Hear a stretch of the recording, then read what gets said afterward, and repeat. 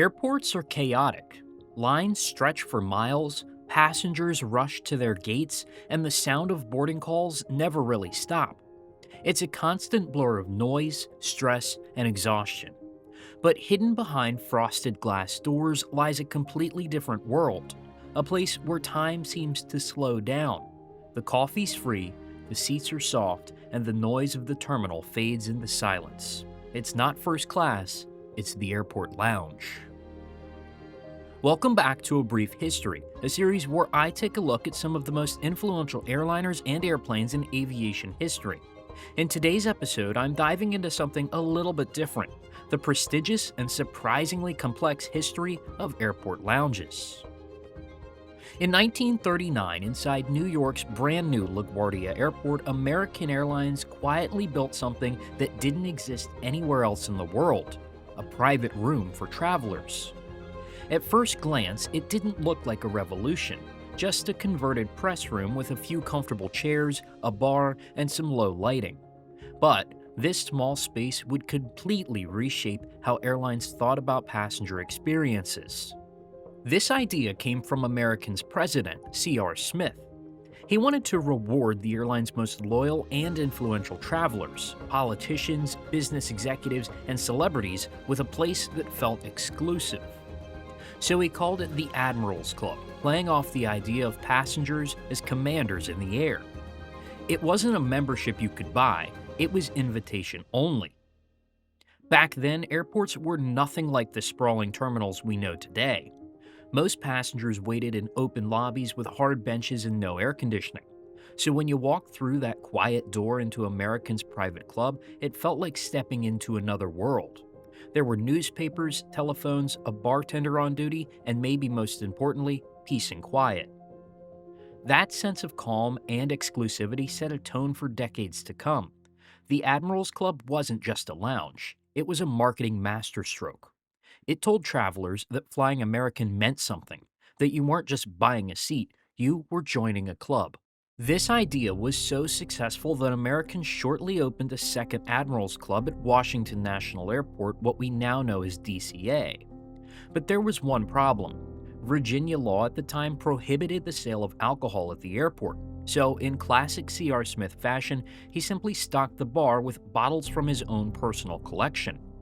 Guests could enjoy a drink in style, courtesy of the airline's president himself.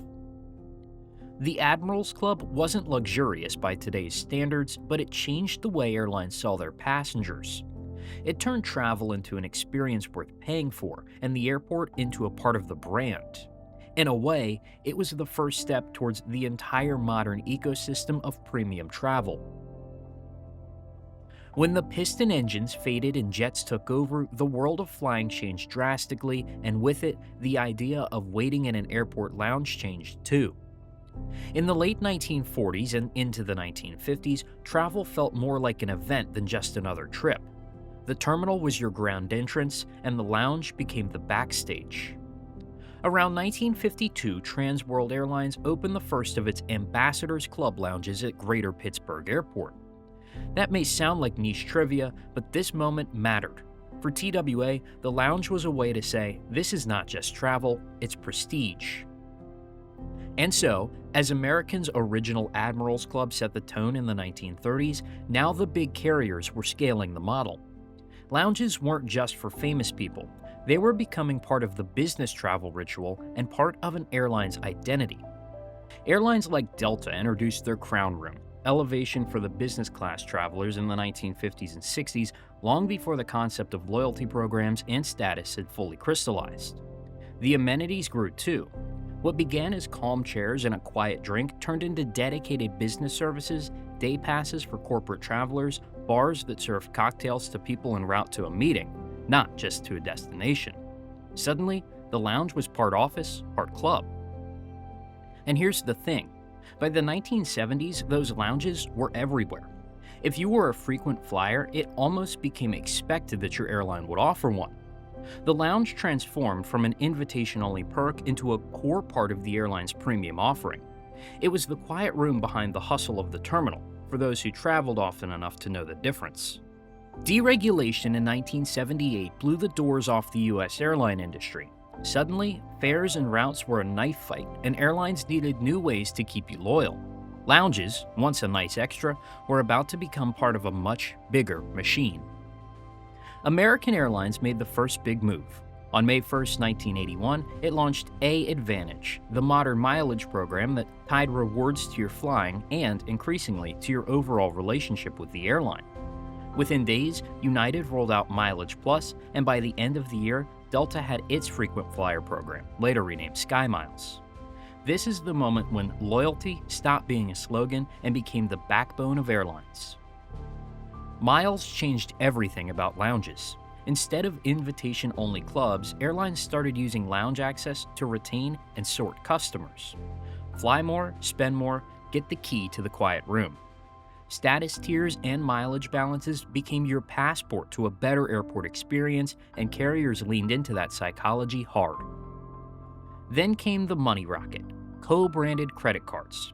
In 1987, American teamed up with Citibank to put miles on a card, letting you earn at the grocery store and then drink champagne in the lounge. United and others followed with their own bank partners, and the lounges went from an elite hideout to the front door of a fast-growing financial ecosystem. However, airline credit cards may be a whole other can of worms to open. If you'd like to see a future video on how credit cards secretly rule the industry, let me know in the comments below. The 1990s added a new twist: independent lounge access. When Priority Pass launched in 1992, you didn't need to be a top-tier flyer on one airline to get in. You could buy a membership and access a global network of third-party clubs. That cracked open the model and created a parallel universe of lounges that lived alongside airline-branded spaces. Later in the decade, global alliances connected the dots even further. With Star Alliance, born in 1997, your home airline status began unlocking partner lounges around the world. That made loyalty feel truly global and gave lounges a bigger role than ever in the travel promise. And here's a fun artifact of the era. To raise cash and cement loyalty, some carriers even sold lifetime lounge memberships in the 80s and early 90s. Decades later, some of those one-time buys still unlock premium lounges, a reminder of just how aggressively airlines chased loyalty in this period. By the end of the 1990s, the lounge had morphed from a velvet rope room into a strategic tool, a benefit you could earn by flying, buy with a card, access through an alliance, or tap via an independent network. The next chapter would push design and amenities into overdrive, but the blueprint was set here. Tie the lounge to loyalty and tie loyalty to everything. By the early 2000s, lounges weren't just quiet corners for frequent flyers anymore. They had become status symbols. Airlines had learned that the experience on the ground could be just as important as the one in the air, and suddenly, everyone wanted to be the airline with the best lounge. In the US, carriers like American, United, and Delta kept upgrading their club networks, but the real reinvention, the game changer, was happening overseas. In Dubai, Emirates was redefining what luxury meant in air travel. In 2004, the airline opened its first international lounge in Brisbane, and before long, it had built a network of over 30 lounges across the world. Each one looked and felt like an extension of its first-class cabin. Marble floors, gourmet dining, spa showers, and champagne that flowed freely. Emirates wasn't just offering a place to sit. It was offering a taste of its brand long before you even stepped on their plane. Across the Gulf, Etihad Airways was building its own brand identity around refinement and design. When it launched operations in 2003, Etihad made a statement: the journey should begin the moment you arrive at the airport. Its lounges in Abu Dhabi featured sleek architecture, full bars, and quiet rooms that felt more like boutique hotels than airport waiting areas. Even today, the airline's 3-story flagship lounge in Terminal A carries that same philosophy. And then there was Qatar Airways, which took the competition to an entirely different level. At Doha's Hamad International Airport, the airline opened the Al Morjan Business Lounge and later the ultra-exclusive Al Safwa First Lounge, often compared to a museum for its scale and design. Massive marble halls, waterfalls, fine dining restaurants, and even private bedrooms for long layovers. Qatar didn't just want to impress you, it wanted to overwhelm you. These new lounges weren't just amenities, they were brand statements. Emirates showcased the glamour of Dubai, Etihad embodied the calm and culture of Abu Dhabi, and Qatar built an experience that screamed prestige. Together, they raised the global standard of what a lounge could be. Traditional carriers had to respond. Singapore Airlines expanded its Silver Chris lounges, British Airways unveiled its Gallerias concept at Heathrow, and Cathay Pacific introduced its elegant The Wing and The Pier lounges in Hong Kong, complete with noodle bars and champagne counters. Suddenly, the airport lounge had become a battlefield of luxury. By the end of the 2010s, these spaces were destinations.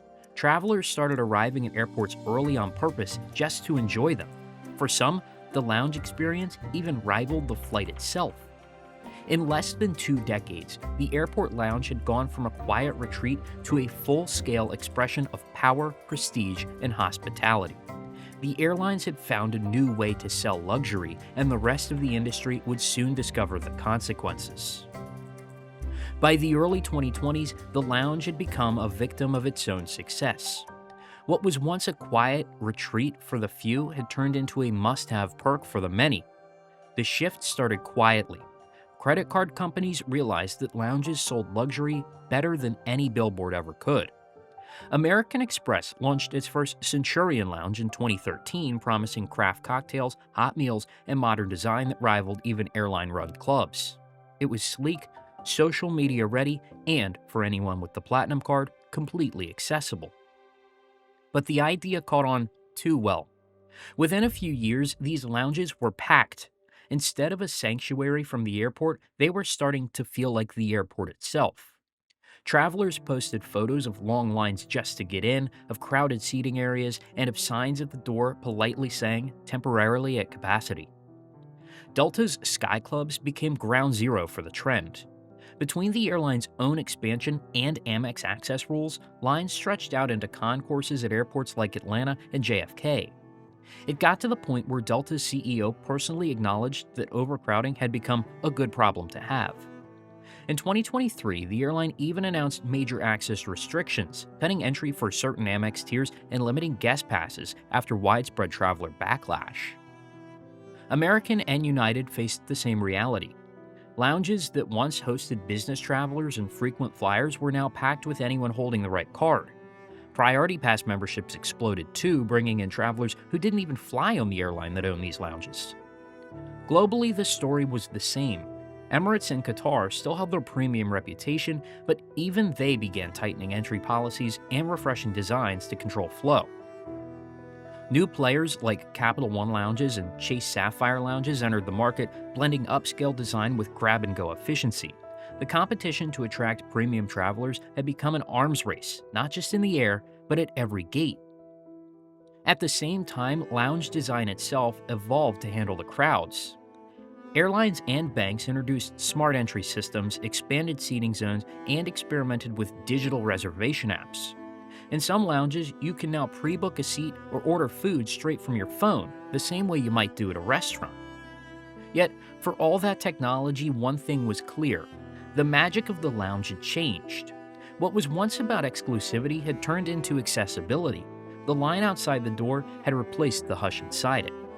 Still, lounges today remain an essential part of how airlines sell the idea of premium. Whether you're sipping champagne in Doha or waiting for a delayed connection in Dallas, the lounge is the modern traveler's pause button. And as travel keeps growing, airlines will keep building bigger, sleeker, more sophisticated lounges to meet that demand, even if it means the quiet that once defined them is long gone. From that first quiet Admirals Club in 1939 to the marble-lined mega lounges of today, airport lounges have evolved right alongside aviation itself. They've always represented something more than comfort. They've represented what airlines aspire to be. If you enjoyed this episode of A Brief History, make sure to leave a like, subscribe, and turn on notifications so you don't miss the next story from the golden age and the jet age of aviation. Thanks for watching, and I will see you in the next video.